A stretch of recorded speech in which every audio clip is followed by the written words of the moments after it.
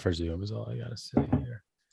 Yeah, I don't know how you figured that out because that's something I did not really foresee as a problem until you mentioned it. Okay, let's see. We are live. Hey, okay. Very cool. Welcome everybody to the Sunday Mass, our first live stream, the Fantasy Bible's first live stream, Sunday morning, game day, coming at you, answering those game day questions. This is the first time we've done this. So, apologies if it's not super smooth, but, we're going to get it going for all one of you that's currently out there. We're going to be answering any questions that you have. And as the audience grows, we'll answer their questions as well. Dane, how you doing? It's Sunday morning. It's game day. Dude, I'm so excited. This is something I've always wanted to do, but we never had a platform. Now that we do have a podcast talking about football right before game day, I mean, that's just what I live for, man. So happy to do this. And I do have to say, I don't usually like to pat myself on the back, but figuring out how to go live on YouTube with two people, a little more complicated than I thought it was going to be. And there was a moment of crisis this morning when I did not think that this was going to happen, but it's happening, baby. Here we are. All right, Dane, we were talking about this pre-show. We don't have any questions coming in yet. So why don't we get to the guy that we were discussing before we went live here? What is his name? Nick Westbrook-Ikhine, right? Yeah, I thought it was Akine. Ikhine? I think that's what the announcer said when he was catching passes last week. We want to get it right because there's a good chance he's relevant. Yeah, I think some people are throwing him into lineups. I think each of us have him in a lineup in one of our leagues. So he's a name you should be looking at now that AJ Brown and Julio Jones are inactive. Tannehill's got to throw the ball to somebody. I mean, we see what Brandon Cooks does in the Houston Texans lineup. They're going to have to throw the ball. They don't have the toughest matchup in the world, though. They do play the Jets. So it's very possible we see just Derrick Henry get 40 touches and become 200-yard beast mode guy again. Look, like even if Ryan Tannehill throws for 180 yards, it's you got to think that 90 of those yards are going to Nick Westbrook-Ikhine. We got to come up with a nickname for this guy. But yeah, the other receiver on the team is Chester Rogers, I believe, that's relevant. And of course, you have Anthony Firkser at tight end. Rogers did catch a touchdown last week, I believe, against the Colts, if I remember correctly. So he, it could be a situation where everyone's hyped up on Ikhine for what he did last week, and then Rodgers goes off. There are some risks. Currently, I'm starting him over Sony Michel, Tony Jones, Zach Pascal, Brian Edwards, and Darnell Mooney. And I guess not the running backs because I could be flexing him, but I have him as a wide receiver in a 3 wide receiver league. So it really comes down to Pascal, Edwards, and Mooney. And with Justin Fields starting and what we saw last week out of that, and the inconsistency of Brian Edwards and just the general malaise surrounding the Colts offense, not to mention they're playing Miami with 2 top corners, I think he's the start I have to go with. I don't know. What are your thoughts? Yeah, I think that's fine. I think what we saw out of the Chicago Bears offense, speaking of Darnell Mooney, who you are starting Westbrook-Ikhine over him, there's a lot to be desired there with the Chicago offense. We don't know what we're going to get. And Justin Fields is starting, supposedly. Matt Nagy is doing his best job smoke screening who his starting quarterback will be, but it's come out. Justin Fields will be the quarterback again. We saw what happened last week. They fell flat on their face. They had one of the worst all-time NFL offensive performances ever.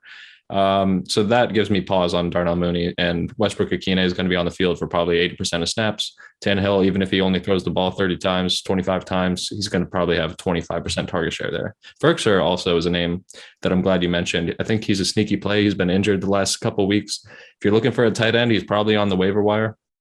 He's another guy who probably will get 5 targets this game, and Firkser is a name you should be looking at if you're trying to stream tight end. I'd start him above a lot of guys this week. There were a lot of hype-worthy quotes about Firkser in the offseason, and he hasn't really lived up to it. But yeah, now this is an opportunity for him to step up. Here's a hot take or prediction: if Justin Fields has a similar game to last game, where they're not doing anything but a 5-man protection, they're not rolling him out, they're not using to him his abilities. He throws for 60 yards. We had negative total yardage when you count in the sacks. If there's a repeat performance, do you think Matt Nagy gets fired after the game? I mean, there's certainly going to be, people with pitchforks in Chicago, but I don't think he gets fired after the game. He might get fired this year. I don't know how soon it'll happen, but he definitely, I'm pretty sure he's the odds on favorite for coach to be fired first right now. I could be wrong, but yeah, he's definitely in that conversation. Matt Nagy, it's probably his time to go. I think for fantasy football, relating this back to fantasy football, I think Justin Fields, if you see the same performance like you were saying, then he's potentially a drop candidate because Andy Dalton will be back if Justin Fields does not perform well. Matt Nagy's going to throw Andy Dalton back in the mix. And if we hear word down the line that Justin Fields is coming back as the starter, then maybe you can look to pick him back up. At that point, though, if Andy Dalton subs back in and we don't see much promising stuff from Justin Fields and the Matt Nagy offense there, then I think he's a drop candidate. Yeah, definitely a drop candidate in redraft. Matt Nagy's going to do whatever it takes to save his job, and if the higher floor is with Dalton, that's what he'll go with. But it should be said just in case that don't drop him in dynasty because talented quarterbacks are hard to come by, and there is talent there, even if Matt Nagy isn't getting it out of him. All right, are there any other pressing? Oh, here's one I have. What are we doing with George Kittle today? I mean, I assume we're just kind of starting Kittle. You got to start him, but didn't practice Thursday and Friday, calf injury. Hasn't been a world beater already. There are a lot of interesting streaming tight end candidates. Ferkser, as you mentioned, is out there. Cameron Brate is a name that's available on a lot of waiver wires right now, with Gronkowski out.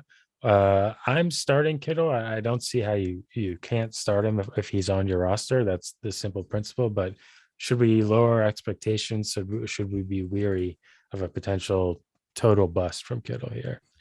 So if we hear word that he's active, then I don't Oh, think he's active. Right. Yeah. So I don't think. Well, I don't know. Did they come out with something this morning? Because yesterday it was a game time decision. Yeah, I got 3 hours ago via Rotoballer. San Francisco 49ers tight end will play in week 4 against the Seahawks. Okay. Won't be fully healthy, but should still command a fair amount of fantasy. Well, that's just sleeper stake. I don't know if that's, yeah. Yeah, so I would start him with full confidence because you probably don't have a better option. And when I say full confidence, that just means 60 to 70% of George Kittle's potential is better than everyone else on the waiver wire, most likely.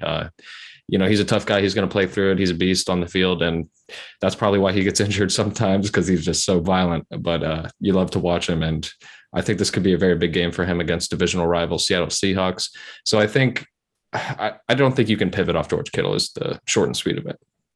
I like it. Any other lineup questions that you have for your own rosters going into today?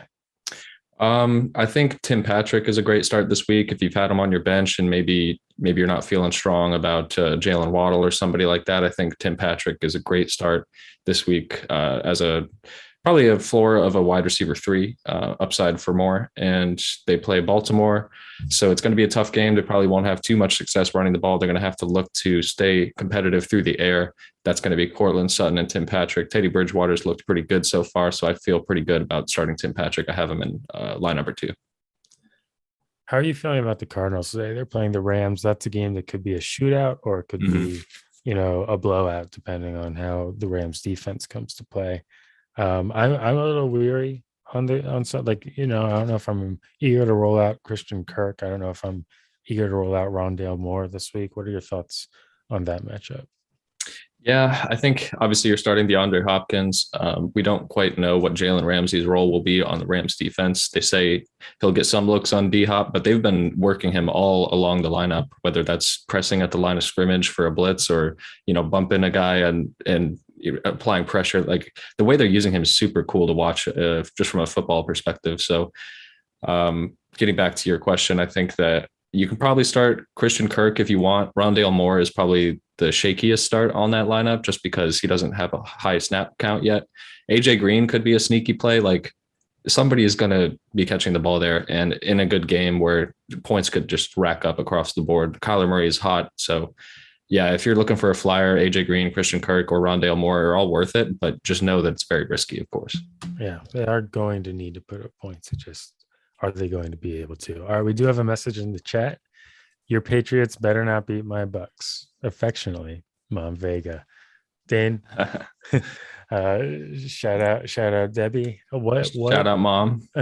what is your expectation for the game tonight? I mean, on one hand, it seems like the Bucks should win quite handily. On the other hand, what if Bill Belichick over the past 20 years has just building this master plan to stop Tom Brady and has been keeping it in his back pocket this entire time? And this is the game that he's been waiting for. But it also seems like Tom's eager to play too. What do you think is going to happen?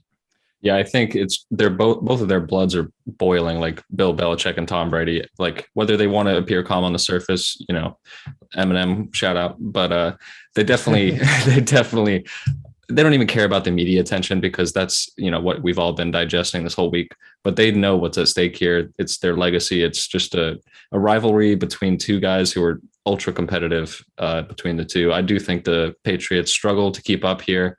I think we'll see the most high volume passing game out of Mac Jones so far, just out of necessity. I don't see that Damian Harris is going to just be a world beater against the Bucks D line. They're very, very good up front, and they have a lot of injuries in the secondary with their cornerbacks. They just brought in Richard Sherman. We should see him tonight, but tonight they're playing primetime. But yeah, I don't think they can do it on the ground. So Mac Jones is going to have to throw the ball 35, 40 times if they want to stay in the game. And Jacoby Myers might get his first NFL touchdown. He's never had an NFL touchdown. He's had like 155 targets or something. That's like an NFL record. So hope he gets pay dirt. And other than that, everyone else is just a flyer, high risk on the Patriots. Start all your Bucks. That's about it. Leonard Fournette could be actually a pretty good play this week too. I have seen some, positive talk about Myers heading into this week because of the Bucks injuries in the slot corner situation. And like you said, like Mac Jones over under is set at like 250, 249, I think. So that's a lot of yards for Mac Jones, especially against the Bucks. So I think the game script that you just laid out is very likely to happen. Go ahead. We do have another message in the chat. Shout out Alex B. What's up with Josh Gordon? Do we care about this guy? Yes, we care about this guy. He is a fantasy football myth, a legend. He's he's a he's the most memed about guy if you ever peruse the subreddit for fantasy football. There's copy pastas going around everywhere. It's a fun time. Owning Josh Gordon in your fantasy football league is just like a fun thing to do. Like it really might not mean much. We'll see. But I think he's a guy you can throw on the back of your roster if you have the luxury of you're in a good position and you don't need super depth right now, and you just throw him on the bench right now. See what his role is in Kansas City. He won't play this week, but they were talking about he looks good in not training camp. He looks good in practice, so we'll probably see him soon. Yeah, how many years have you seasons rather have you rostered Josh Gordon, like out of all the seasons you've played fantasy football? I think I've had him once, maybe twice. Yeah, this is the first time. I picked him up in Dynasty as soon as the news broke, and I don't know what it'll be worth. I might end up dropping him, but if he's healthy, if he stays on the straight and narrow, and the Chiefs went out and got him. So I think if there is a wide receiver who could become a wide receiver 2 on the Chiefs, then it's probably a guy like Josh Gordon who is talented. He'll probably be like, imagine what we saw from Deshaun Jackson last week on the Rams. That's probably kind of what we'll see from Josh Gordon. He'll have a flash game, Flash Gordon, Yeah, he's 30 years old, which is like not ancient for a wide receiver, especially one as physically talented as Josh Gordon. Yeah, I think he'll be a very volatile asset to have, but a fun ride. So like you said, I mean, there's a role to be had there, and it wasn't like that Josh Gordon disappeared like the few NFL stints he had. Like he was good when he was on the Patriots for like 2 weeks, or he was catching touchdowns and stuff like that. So I think everyone kind of like laughed when you picked him up in Dynasty, and that's a 25 person bench, but there's a chance that he's a redraft waiver claim like 3 weeks from now. 2 weeks from now. Yeah, it's very possible. If you're looking at the depth of receiver in your leagues, it's probably pretty rough. And Josh Gordon presents maybe the highest upside of any of those guys. So, if you want to have a little fun and roll the dice on him, if he's healthy, he's good when he plays football. So that's what you're hoping for. Thanks for the question, Alex B. Thank you. Yep. So you previewed the Pats game. I guess I should talk about the Eagles game, because I do think it's worth saying that there's a good chance that a lot of Eagles have really good games in this. I don't think the Eagles are going to win. No chance. Maybe a little chance, but not a lot of a chance. Um, I mean, the Chiefs are 1-2, but they're going to need to compete with the Chiefs. I mean, this is one of those games where it's going to need to be high scoring, and it's not like the Eagles' offense is entirely capable. They're kind of one of those start-stop offenses that will go three and out, three and out, three and out, and then have an explosive play, and then three and out, three and out, and then have an explosive play, and then turn the ball over. They can't do it consistently enough, but there is something there, and the Chiefs' offense is one of the worst in the league. So, Defense. or what? Oh, defense. Yeah, no, the offense is the opposite of what I just said. Yeah, Yeah, we're not complete idiots. Don't worry. Don't leave yet. yeah. The defense is one of the worst in the league. There'll be room to throw. There should be room to run. So I would say start your Eagles this week. I mean, there's reasons to be concerned about the lack of production from Devontae Smith. I think Miles Sanders has a chance to have a huge game. I think Nick Sirianni is a rookie play caller who is prone to overcorrection. And after Miles Sanders only got 2 carries last week, I think he's probably going to get like 20 carries this week. So yeah, I'm excited from a fantasy standpoint about this game. As an actual fan, it could get pretty rough. Any other games that you're just kind of thinking, I'm glad we have this matchup this week? Well, you definitely hit the nail on the head with the Cardinals Rams matchup. That's going to be electric. But beyond that, you've got Aaron Rodgers playing the Steelers. That's a pretty good matchup. 2 Hall of Fame quarterbacks. They've only played once, or sorry, I think once only in 2011 in the Super Bowl. Really? And I don't know. Or maybe it's just the first time he's played him since then. But anyways, that's a marquee matchup. I don't expect much from Ben Roethlisberger. Chase Claypool is out in that matchup. Deontay Johnson is in. So start Deontay Johnson. You don't have to worry too much about Jaire Alexander lining up against Deontay Johnson because they work opposite sides of the field and they rarely switch from that. So I feel pretty good about that. Seahawks 49ers would be a great game for that division. See what's up. Other than that, I mean, there's some decent matchups. In that Steelers Packers game, any chance on Pat Freiermuth? This is the week that Pat Freiermuth becomes a thing. I mean, maybe, but honestly, I wouldn't bet on it. Just the way Ben looks throwing the football, man. I think he's probably benched in a few weeks. I don't know. It's pretty rough. I don't know what the Steelers are going to do. They're in a tough situation where they have good coaching and a good defense. So it's like they might have a baseline of winning 8 games, which is not draft a quarterback territory. Could be interesting. Yeah, when you going back to the Eagles, when you said start your Eagles, I think that would just mean Jalen Hurts, Miles Sanders, and Devontae Smith, correct? Are you starting anyone? Dallas maybe Goedert. Okay, yeah. I think that's worth mentioning because people might be a little shaky on that. Definitely start Miles Sanders. I agree with that. He should have a lot more work in this game, and they're going to need him if they want to beat the Chiefs. They have to stay balanced. So we saw what happened last week. And you know how it is with tight ends. At a certain point, you're starting. Like I'm starting Dalton Schultz in one league, just because like you start tight ends at a certain point for their touchdown upside. And not only does Dallas Goedert have touchdown upside, he has actual athletic ability to get yards after the catch. So, yeah, I like Dallas Goedert this week, especially, about everything I already said about that matchup. Okay. We do have another question from Alex B., number 1 fan of the Fantasy Bible podcast. Thank you so much for your participation today. He says, Cortland Sutton, Tyler Lockett, Melvin Gordon, who would you play in your flex spot, half PPR? This is a really good question. It is a very good question. This is a good problem to have. These are some good names. I think if you're deciding between these 3 in your flex spot, it's probably a good situation you're in. We should note that Melvin Gordon's also coming off injury here. Yes, Melvin Gordon is banged up. I don't expect him to be working his 100% capacity, and they do have a tough matchup against the Baltimore Ravens. He probably won't see a lot of work on the ground as far as production goes. You're hoping for some receptions there if you play him. But I'd feel much better going with the Cortland Sutton or Tyler Lockett here. Lockett, your only concern is that he's coming off injury, but where it is, he's active. He's going to be playing. The only thing you'd be worried about there is a re-injury. A hip is a weird thing. So if he goes down weird or, plants his foot wrong and gets hit, then he could come off the field. That's your only worry there. I think I would lean Tyler Lockett, though. That's probably my move.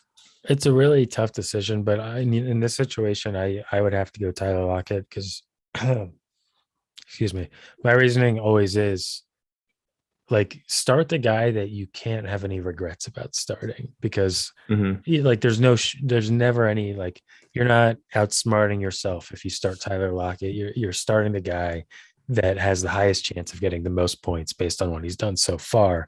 And so it's just like yeah, it might be the obvious move, but there's no shame in the obvious move. Whereas is like if you start Cortland Sutton and he has a dud game against the Ravens, and then Lockett goes off on your bench, that would feel worse to me than Lockett having a not great game.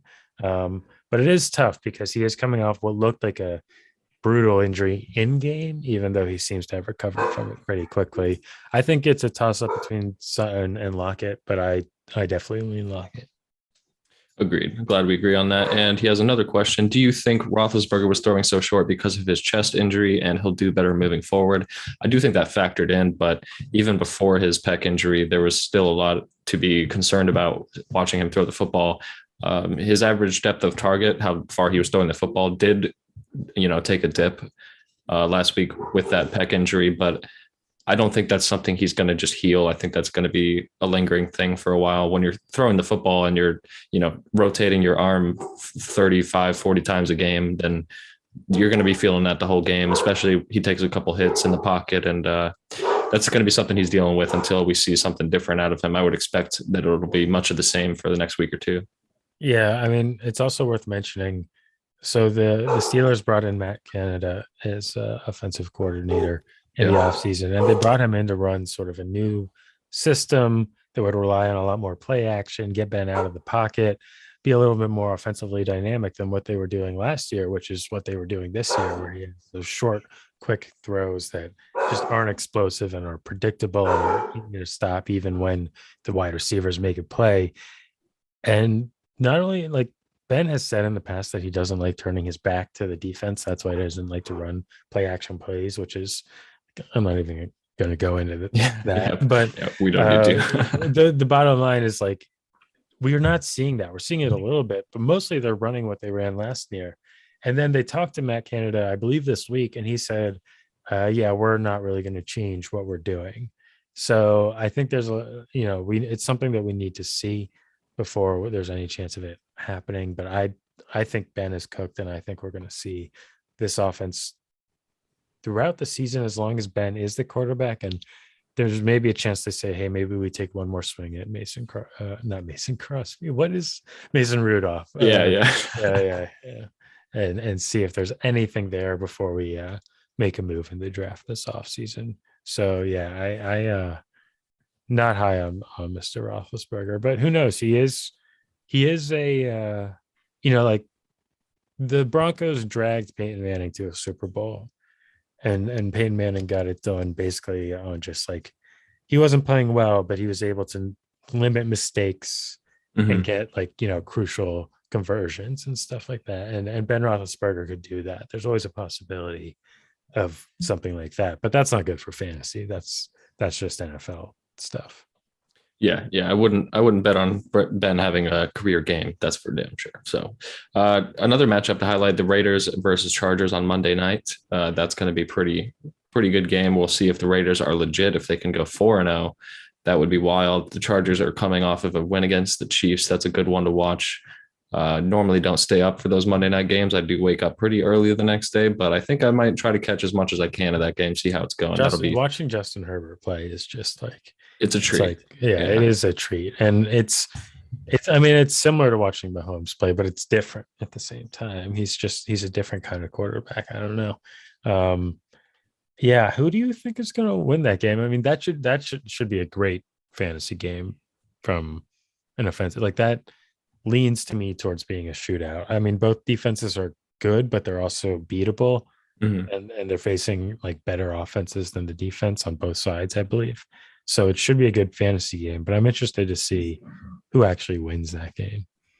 Yeah, I'd like to say the Chargers do. I like if I had to bet on the money line, I would say the Chargers win this game. The Raiders have a way of just proving everyone wrong for a few weeks, and then they kind of just like let it blow up in their face and have a bad game. And I think that might not necessarily happen here, but I think the Chargers are on, they're on a streak right now. Asante Samuel Jr. on the defense is like a shutdown player right now. Like Yeah. he's playing really hot right now for a rookie. It's insane. So definitely a game to watch. I'm very excited to see that one play. And Derek Carr, are you legit, man? Are you going to be the quarterback for the Raiders for the next 10 years with with John Gruden by your side? Like, I'd like to see what he can do, and he's having a career year so far. Yeah, I mean, Derek Carr is a good quarterback. He just needs a system around him for him to succeed. And it looks like they finally might have that system in place. Henry Ruggs is playing well. I think Henry Ruggs is probably worth starting this week. Yeah, The Chargers have Derwin James. It's all very fun. I really wanted the Eagles to draft Asante Samuel Jr. because he went to Florida State and all that, and he's mm-hmm. doing exactly what people thought people were going to do. Which we have a comment in the chat of, does Carr wear eyeliner? And no, apparently it's just, according to him, that's just how it is. I don't buy it. I know you don't buy it. No, I don't buy it at all. He's definitely putting on his eyeliner, and he made a pact with everyone in the locker room to not ever tell anyone about I it. think he has it tattooed. I think it was like maybe he lost a Oh, bet or something like that. Like, I bet if we went back historically, we could find a picture of like Derek pre Carr eyeliner. pre-eyeliner, and then maybe like, yeah, he lost a bet in college, or maybe it was a wild night out. This is just wild speculation here, but yeah, I don't know. I mean, some people do just have really thick eyelashes like that. It can be like that. What does David Carr look like? That's the real question. Is that the real question? Because um if he doesn't have the same eyeliner appearance, you're saying then he oh, definitely. no, David Carr, I mean, very handsome individual, but no, very different eyes, almost thin eyelashes, I would say. Oh, Derek Carr, he wears Derek Carr, eyeliner. very That's good very reporting. Thanks for the suspect. question. All right, and then we have another fantasy related question. Judy and Michael Thomas starting to bring depth issues for my team. Oh, he has Judy and Michael Thomas on his bench. Should he still hold on to them? Yes. Yeah, I agree. I think unless you desperately need that He's roster 2 and spot, 1, he says. Yeah. yeah, it does, kind of suck not to have that extra depth of players you can use if you have an injury. But I think until you're in that position, they're fine to hold. You're in a good spot at 2-1. Jerry Judy and Michael Thomas will probably be coming back around the same time, week 6 to 8 range, something like that. So yeah, you definitely want to hold on to those guys because they'll be probably wide receiver twos when they come back as long as they're healthy. So definitely good assets to have. You're not going to find much better on the waiver wire for now. Advice that I should follow is that it's a really long season. Like, it's worth it to hold. If these guys are going to be back by the halfway point of the season, which both of them are, they're worth holding on to. And Judy could be back in a number of weeks, really. Mm-hmm. So I am holding Judy in one league, and Thomas. It is interesting. Most ads should have or most leagues should have a IR spot. So it's disappointing that they have to take up bench room because they should be on IR. There is an extra game this season. Most fantasy leagues have extended their season, and then that we have to play an extra game in the regular season because of the 17th game. Who is more questionable, Jacobs or Gordon? Is that Josh Jacobs? Oh, what's up, Blake? Thanks for joining us. Yeah, Josh Jacobs, I believe he's talking about. I think word on Josh Jacobs is he's playing. So honestly, I'd go with him over Gordon just because he's in a better matchup against the Chargers than Gordon is against the Baltimore Ravens. And Gordon will probably cede a lot of his work to fellow rookie running back Javonte Williams there. So I think Jacobs, if he's healthy and playing, I don't think we're going to see too much of Peyton Barber spoiling him for those first and second down touches. And they're going to need him if they want to win that game against a competitive Chargers offense. So that's my take there. What about you? I think that Josh Jacobs is one of the most underrated running backs in the league from a fantasy Probably. perspective. People always seem to poo-poo Josh Jacobs, and he goes really late in drafts. I think he was like the RB10 or 11 last year. I think he was even the RB9 or RB8. Like I'm just trying to had, remember what was standard and what was like half and all that stuff. And yeah, Yeah, I think in half he was like RB8, which is pretty crazy because everyone hated having him because he'd put up 20 points in a good week and 2 points in a bad week. So It's fair, but I fail to see the difference between David Montgomery and Josh Jacobs. And David Montgomery goes much higher in drafts. I mean, obviously, he finished 5 to 6 points higher, depending on the format that you were in last year. But I think they're very similar situations that they're just like kind of successful baseline running backs that are going to get it done. So yeah, I am more preferential to Jacobs here, I think. Okay, yeah, yeah. So it sounds like we agree there. For your comparison about Jacobs to David Montgomery, I think the only thing you're hoping for that is more upside for David Montgomery is those targets. Now that Tariq Cohen is not on, the active roster right now, so And Kenny and Jake, but Josh Jacobs has never really gotten targets, and he's always been able to kind of just get it done. I mean, he's gotten a few, but it's never been part of a lot. Like maybe a better comparison is like Derrick Henry Jr., Derrick Double Henry Jr. Jr. Yeah, that's a good compliment to Josh Jacobs you're giving him right now. It's pretty nice of you. I mean, he went to Alabama players. They're good. Speaking of Alabama players, we have another question. You guys worried at all about Calvin Ridley rest of season? Yes and Yes, no. I am. um, Yeah, just Matt Ryan and that offense is anemic right now. They do not look good. And unfortunately, you drafted Calvin Ridley very high, probably second round as your wide receiver one. You're counting on him week to week based on how you drafted, most likely. You probably can't trade him because you'd be trading him low. You're just yeah, hoping that the offense starts clicking and Matt Ryan, gains some momentum. But this could be ugly all season. We don't really know. I think I'm higher on holding Calvin Ridley. Like, I'm not high on Calvin Ridley, but I'd rather hold him than move him because Me too. the Yeah. upside is better than any return that you're going to get on him at this point in the season. Yeah, I think a similar guy that I have experience on my rosters with is Robert Woods. Like Or he's a Allen guy, Robinson. Yeah. yeah, they're guys that you drafted probably in the third, fourth round where you spent a lot of capital on them.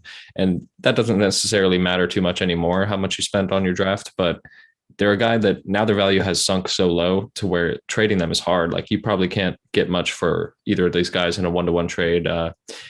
If you're trying to get rid of them, you probably have to package a 2-for-1 with somebody else competent. But I just mean you're probably losing too much value if you try to move one of these guys, and you just got to hope that they have better games ahead. And if you want to trade them, then do it off the back of a good game. I think Robert Woods could actually have a very good game today, and I'm counting on it. I have been relentlessly offering second round picks for Robert Woods in Dynasty. Every week I send it, and it doesn't get accepted. It gets declined every time, and it's like either this guy knows what he has,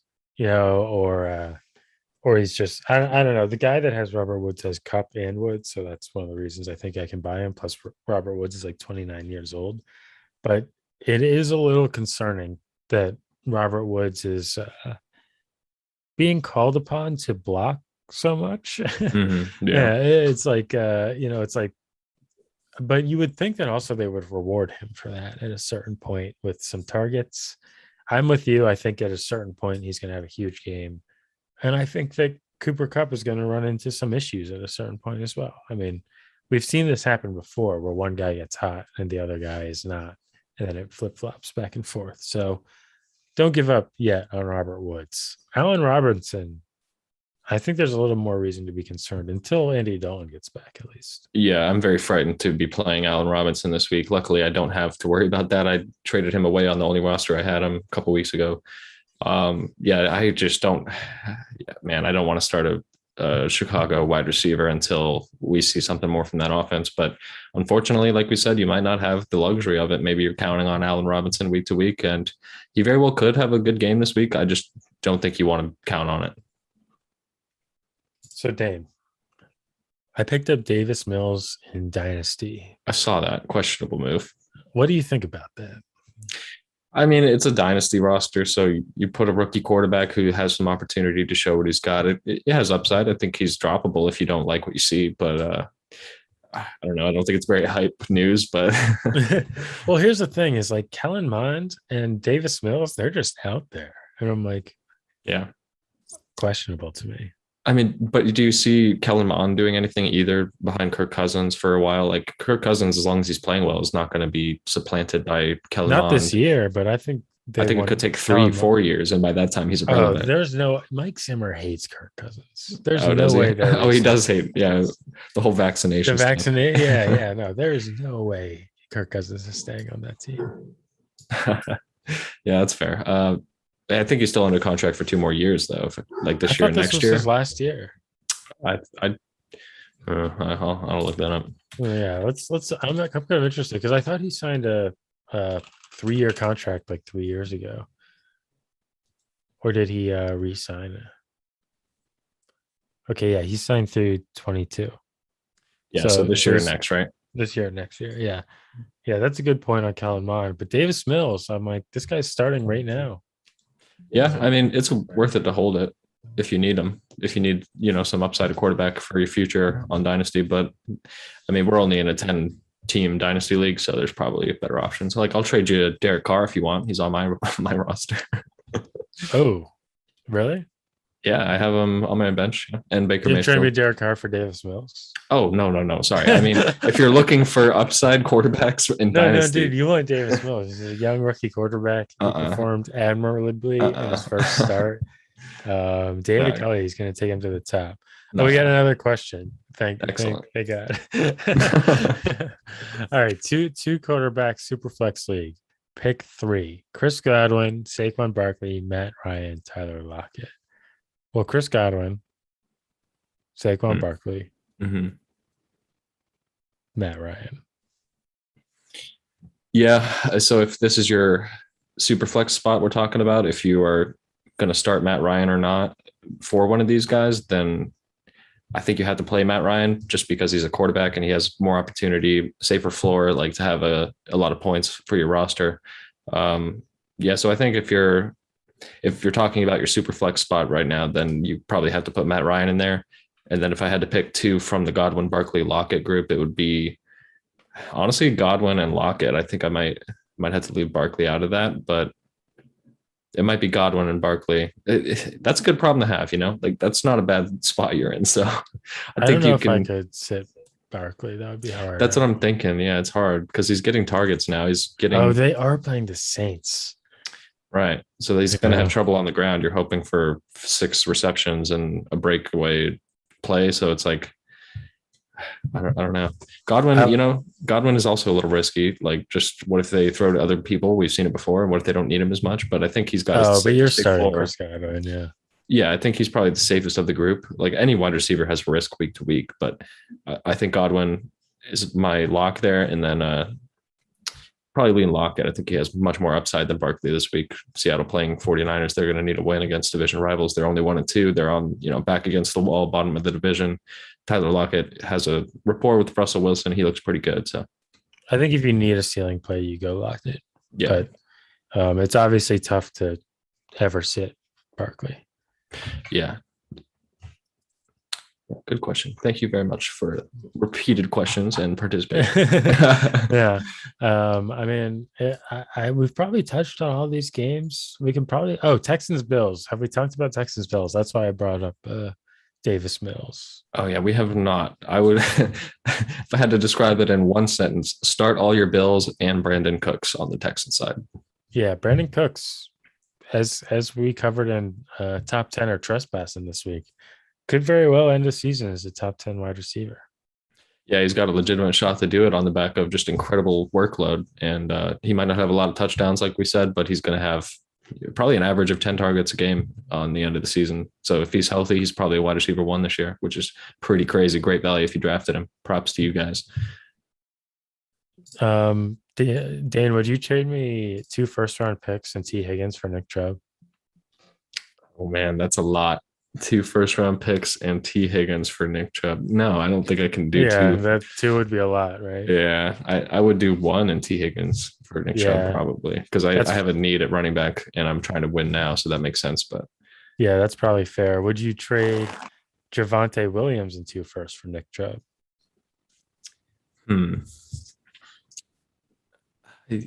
No, I don't think so because Javante Williams has a chance to be a Nick Chubb on his own after this Yeah, year that's what when I'm Melvin thinking. Gordon is out of there. So I think if you're doing that, it's probably late in the season and you're pushing for a playoff run and you just need a solid run at it this year and you're trying to capitalize and win and you're selling your future. I think it's way too much to do that. But you would at least get one in Javante for Nick Chubb. Yeah, you definitely can, I believe.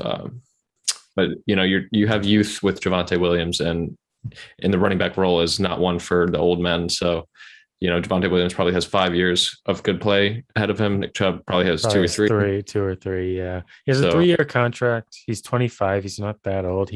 He's also the kind of running back that I would consider such an like he's talented enough to me that I could see him being one of those rare guys that plays into his Adrian Peterson years. You know what I mean? Like I mhm. could see Nick Chubb being that guy, but the statistically the position is like he could fall off dramatically in the next couple of years.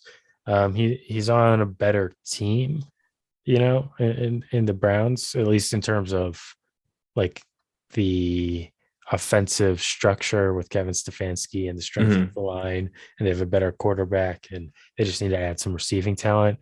So it's a tough one. I know this is a very specific decision, but in Dynasty, I'm starting to consider, and I guess it is more universal, is like, is Nick Chubb a movable asset in Dynasty, or is he a long-term piece? Because he's like right on the cusp of being both. Yeah. So I'll pitch a roster question that I have on one of my leagues. It's not something I'm actively wrestling with, but it might provide some good context for what we think about Robert Woods. I have him in my lineup currently in a full PPR league, but I also have Emmanuel Sanders and Juju Smith Schuster and Robbie Anderson on my bench. Would you start any of those guys over Robert Woods this week? Robert Woods, Robbie Anderson, Juju Smith Schuster. Who was the other guy? Emmanuel Sanders, who played Ooh, the Houston Texans this week. you know how I feel about Emmanuel Sanders. I think it's hard for me. Like, it's really hard to divorce our past expectations from the current realities. And there's a possibility that Jared Goff just like throwing to Robert Woods more than Matthew Stafford does. Like, Mhm. and that's a depressing reality because Robert Woods has been steady Eddie in a wide receiver from the wide receiver perspective for years now. So I definitely wouldn't start Robbie or Juju. Um, Okay, I so you're yeah, considering Emmanuel Sanders has potentially more upside than potentially Robert more Woods. upside. It seems that Josh Allen has a connection with Emmanuel Sanders. And Sanders is a good receiver that is versatile. Um, I think no, this can't be. But he like I don't think Stephon Diggs is having a banner year or anything, is he? Not yet, no. The air yards are there. I think he's fourth in the league in air yards. They just haven't translated quite yet. But Josh Allen coming off the back of a great game last week, I think he's on a good trend upwards. And those yards will hit on some weeks, and when they do, he's a league winner that week. So Yeah, I mean the nice thing about the Bills is it's not like they have the running game. It's better. The running game does seem better this year than it was last year, but it's not like they have the running game to where like if they get up really high on the Texans, they're just gonna run the clock out. You know what I mean? no, Like that's just not how they play the game. So that's why yeah, I kind of like Sanders, but for me, I think Woods is it's a similar situation like we were talking about earlier with Sutton and Lockett, where it's like Woods is the guy that I have no regrets in starting him. yeah, that's where I'm going to stay with the Robert Woods there. Yeah, as far as the Bills go, I agree entirely with what you said. They're not going to just start running the ball 3, 4 plays in a row if they get a good lead. We saw it last week against the Washington football team. They ran up the score on them. They continued to pass dominantly. Like that's just the identity of that offense is a pass first offense. So they can move the ball in 5 wide receiver sets. Like they don't need a running back. They have Josh Allen there if there's an opportunity. And that's what I expect. Even if they get a 2 touchdown lead on the Texans, it's going to keep going until they're at 4 touchdowns. And then they might consider it. I like it. All right. Here's a low key lineup question for you. This is my flex position in the Megalo Bowl, which is the Mm-hmm. fantasy footballers, not to plug another podcast, but that's their league where there are awards for deep receptions and deep, like 40-yard plus plays. Mhm. So I'm currently flexing Rondale Moore against the Rams because one, this is a very uh Low stakes. low stakes league. Yeah. So it's I kind of want to start the player that's the most fun to watch score big plays, plus that scoring bonus. But would you start Kenyon Drake, Ronald Jones, Sammy Watkins, or Darnell Mooney over Rondale Moore this week?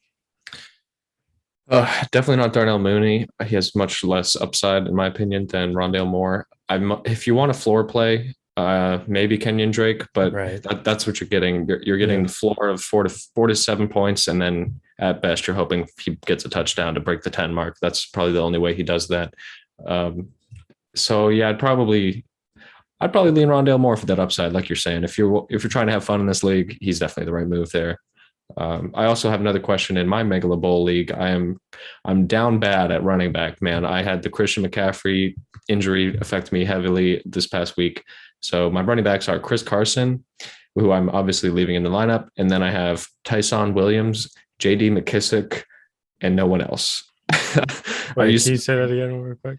Yeah, so I have Chris Carson in my running back one slot. I don't have Christian McCaffrey anymore, so now I'm stuck with All right. Tyson Williams or J.D. McKissick is my wide receiver running back two. Who would you go with there? Okay. It's an easy Tyson Williams here because I think Tyson Williams is talented. I Okay, mean, not that JD McKissick isn't talented and he's got those guaranteed receptions, but like I think Tyson Williams is the guy that can break a big play and that could be the hot hand, so to speak, that they seem to want to ride there in hmm Baltimore. Also, I guess they do have a fairly tough matchup, but yeah, they should. And it was kind of shocking how little they used Tyson Williams last week. He got 5 attempts, 1 target for no yards, and then that was all we saw of him. But he was on the field for 50% of snaps, a little more than fellow running back Latavius Murray there.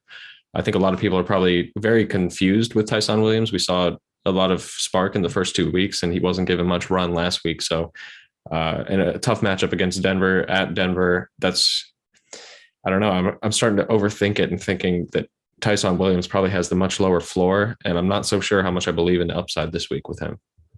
They did activate Le'Veon Bell as well from the practice squad. I don't know. oh, I didn't see that. Yeah, so I don't know how much that factors in, but he could just see a few more touches there, and then it's like really risky, I think.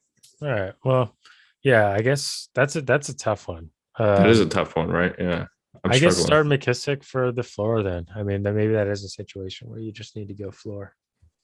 Yeah, probably. I don't love it, but probably. So Alex asks, any hot takes, bench stashes, or possible future trades within the NFL? Trade deadline is still 1 month away. Bench stashes, Rashad Bateman should be back soon. So if anyone's dropped him in your league, I would go get him. See what he's going to do. Hot takes. Jimmy Garoppolo might play the entire season as the 49ers quarterback. I don't know how hot of a take that is, but Yeah, it's lukewarm, but it's definitely worth mentioning. Yeah, I think you're um, probably right. He has a good chance to do that, but he doesn't yeah, even look that good, so it's he frustrating. doesn't look that good, but he looks good enough, and Right. that's the problem. And future trades, let's see. So Zach Ertz is still, I think, likely to get traded. I think they're playing him to trade him. Um, so I guess you could consider him a stash if he gets traded to a contending team that really needs a tight end. Marlon Mack has obviously requested a trade. He could get moved. He's not someone that I would stash right now, but if you start to see rumors heat up, maybe go for him. I don't know. It might be too early to say what are the needs the teams have, and what are the excess players that are available right now. Yeah, I haven't heard a whole lot in the way of trade rumors myself, just from whatever sources I'm listening to. But yeah, Zach Ertz is probably on that list if we're talking about it. And beyond that, I don't know. It really probably depends if a running back gets injured, then somebody's going to be looking for a Okay, running back. here's one. Here's one. I got Mhm. one. Brandon Cooks. I think teams would be smart to trade for Brandon Cooks if they're looking Yeah. for a playoff run. I mean, he's a great receiver.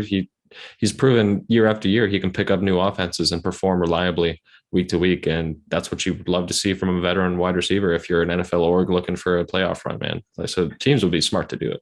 And my reasoning here is the Texans signed a bunch of players and they seem to be trading a bunch of those players in exchange for draft picks. Their whole strategy seems to basically be buying draft picks to rebuild the organization. And Brandon Cooks, who has fetched a first round pick multiple times in the past and could maybe fetch a low first round pick from a contending team this year based on how he's been playing very well this season. And they're targeting him quite a bit. That's probably my hot take trade is that the Texans give up the one really great player on their team right now to fuel their rebuild even further because I don't Brandon Cooks isn't old, but I think he's like 27. He's no spring chicken or anything like that. Yeah, I would guess 28, but I think you're right on. 28, yeah. Yeah. Yeah, that's possible. I don't think they'll trade him, but if a team is desperate and they have an injury at wide receiver, like I don't know if the Chiefs see Tyreek Hill go down or something, God forbid, like he's probably a name that we might see come up in that conversation. I do see an announcement from the sleeper app saying Rob Gronkowski has 4 cracked ribs. One of them is broken, and he punctured his lung. So he's probably out for I'd say close to 6 weeks, if that all. If not You know, more, yeah. yeah, punctured lung, 4 cracked ribs, one is broken. I mean, one of the reasons he retired was because he had to come back from injury sooner than he wanted to a lot of times to keep the team, you know, on its feet. And, you know, a lot of football players have that mindset, but I think we saw it wear and tear on his body big time before he retired. And now that he's back, I think hopefully the Bucs have the luxury of sitting on him for a few weeks as they continue their path toward the playoffs. But I think for fantasy football players, that's not good news, of course. And you're kind of stuck with that now. You probably just throw him on your IR spot if you can put out players there. I'm sure they'll throw him on the IR in the NFL sometime soon if that's the case. Did you just get another notification from Sleeper? That Yeti Money, aka Nathan Binder, co-host of the Fantasy Bible podcast, made a roster move. Let's see what's going on here. What you got cooked? Cameron Brate. Yeah, why is he not? What is that? Yeah, why? He needs go pick up Cameron Brate right now. Everybody go if you are the Rob Gronkowski owner or you're streaming tight ends, like go pick him up right now. Oh, that's a good move. Dude. Keep talking for a sec. Is he available in Dynasty? Is that what you're doing right now? Yeah. I'm gonna try to race you to him, man. No, I just need to figure out who to drop. I gotta do it. Oh no. God, why was he available in Dynasty? Oh no. Because like look, maybe Tom Brady just likes targeting Gronk, but maybe he also likes targeting tight ends in this offense. And you know, maybe Cameron Brate. It's just a high upside play, but yeah, absolutely. In leagues where tight ends. All right, let's see. Do I need him anywhere else? Yeah, I'm definitely looking at all my leagues right now. This is not great live reporting, but no, I think it's hype. I think everyone's grabbing their phone right now to check to see if Cameron Brate's on there. Because I mean, he's in Football Is Life too. Yeah. Yeah, like I'm starting Dawson Knox in a league this week, and honestly, I think Cameron Brate is just as good of a start. Like, I don't know. Sounds pretty good. I mean, all I had was Austin Hooper, so I just dropped Austin Hooper. I don't think that's a bad move. Tight end, Cameron Brate. All right, this is fun. Cameron Brate shopping spree here. Yeah, we definitely found a diamond in the rough there through our live conversation right now. That's pretty funny. Because I knew Gronk was out, but I'm like, I don't want Cameron Brate to take up a roster spot for 1 week. But if Gronk's going to be out for 4 to 5 weeks, yeah, it's you know what's going to happen now is OJ Howard is going to be the guy. That's exactly right. They're just going to spell each other. They're going to split 50-50. Nobody's going to be playable, just like Johnny Smith and Hunter Henry in New England. It's going to be terrible. Yeah, I just OJ Howard primed to have a big role is what which came up when I searched his name. Let's see what when I Google Cameron Brate. Cameron Brate may see increased role moving forward. Not as hype of a headline from the media. Yeah. We'll see what results. Has OJ Howard? Okay, OJ Howard has 4 receptions. Cameron Brate has 10 receptions. Okay, I feel better about that. Yeah, I'm going to check up on their snap percentage because that's probably very important news as well. Let's see. Cameron Brate had a 45% share last week. And OJ Howard is looking like a 19% snap share. Okay, So okay. Things feel good. Things feel that good. is, What yeah. the heck happened to OJ Howard? He was the Kyle Pitts of his day. Yeah, he had so much hype when he was a rookie, second year, and what is this, his third, fourth year now? I don't even know, but Yeah. he never really panned out. He's been injured a couple times. Um, yeah. I think he's definitely. I mean, maybe you should own him in a dynasty league, but I don't know. Probably not worth too much. Um, okay. One more question in the chat, and then we can probably wrap this thing up. Yeah, Is Deshaun Watson done being fantasy relevant for 2021? No. yeah. I don't think he's worthless in redraft, but I mean, if you need a bench spot, I'm not holding him because he's just out every single week. So There's too much smoke in the air for nothing to be happening. Um, I just don't think anything happens this year. I think it might happen in the offseason, but It's a very small chance. It's a very small chance. Here's the better. I guess now that I think about it, there we might see a trade for Deshaun Watson during this season, but I think there's a good chance that as soon as a team tries to start him, then he goes on the exempt list. So I guess thinking it through, maybe he's done being relevant because I can't see Goodell allowing him to play. yeah, I just can't imagine a situation where you need him to come into your lineup to save your roster or something. Like, I mean, he's a very high upside guy because if he's the starting quarterback for any team, he's going to be very good play. Well, But it's not just about him; it's about where he goes and the right, production from there. Like I don't know, he might him the player might be being done. Like maybe you're not starting him, but if he goes somewhere and is able to play, like if he went to the Eagles, God forbid, then all those players get like a massive boost. You know what I'm saying? yeah, that's fair. Yeah, I wouldn't be holding him. I don't think it's worth it. I mean, you're just wasting a bench spot for a guy who probably won't play this season at all. So I would look elsewhere personally. Yeah, it's also he's greasy dude. Just yeah, you know. You don't want that toxicity on your bench, Yeah, poisoning your well of players. might as well just replace him with Tim Tebow and just Oh, geez, don't do get that vibes going. either. All right. Well, this has been Sunday Mass. I think we can wrap this thing up. And thanks for anyone who joined. Thanks for those who watched. We hope you guys enjoyed the Sunday slate of games, and we will be here next Sunday for questions. Yep. Thank you so much for joining us. Follow us on Instagram for the Boomy Bets. He is 4-0, looking to go 5-0 next week, where sports gambling is legal. Check your local laws. Would love for you to follow him, give him a like. He's a cute little dachshund, and he picks the winners every single week. So join us. He's got a nose for the cash. All right. Thanks everybody. See you. Well, we'll see you post game for our post game wrap up on Monday.